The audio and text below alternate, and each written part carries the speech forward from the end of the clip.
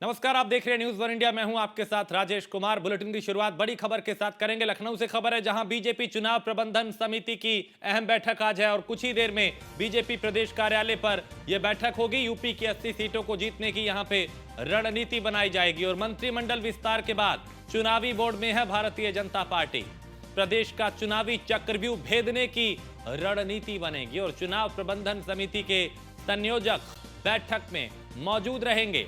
सह संयोजक जितिन प्रसाद भी बैठक में शामिल होंगे और समिति के सदस्य जेपीएस राठौर भी बैठक में मौजूद रहेंगे।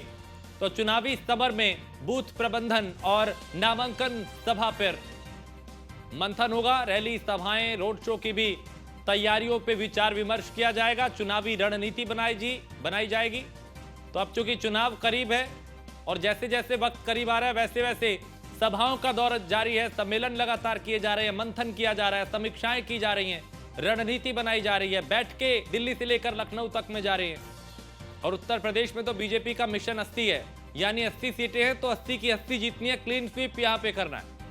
और उसी को लेकर हर कील कांटे को दुरुस्त किया जा रहा है, हर तरह के समीकरण बनाए जा रहे हैं। मंत्रिमंडल विस्तार में भी क्षेत्रीय और जातीय समीकरण को साधने की कोशिश पूरी की गई। तो मंत्रिमंडल विस्तार के बाद चुनावी बोर्ड में है भारतीय जनता पार्टी। तो बीजेपी चुनाव प्रबंधन समिति की यह अहम बैठक है और इस बैठक में उत्तर प्रदेश की 80 लोकसभा सीटों को लेकर मंथन किया जाएगा, समीक्षा की जाएगी, रणनीति बनाई जाएगी।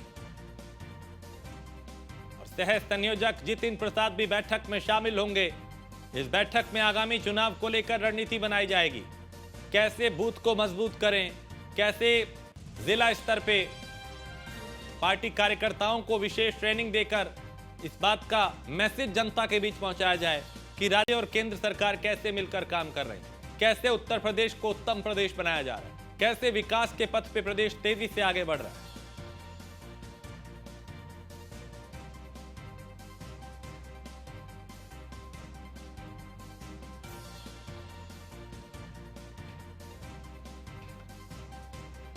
यूपी की 80 सीटें जो ये तय करेंगे कि केंद्र में सरकार किसकी बनेगी। चूंकि कहा यही जाता है कि दिल्ली का रास्ता उत्तर प्रदेश से होकर गुजरता है और इसीलिए उत्तर प्रदेश को फतेह करने के लिए भारतीय जनता पार्टी पूरी तरह से एक्टिव है कि यहाँ की जो 80 सीटें हैं वो डिसाइडेड फैक्टर होते हैं और इन 80 की 80 सीटों को जीतने का लक्ष्य भारतीय जनता पार्टी ने रखा है।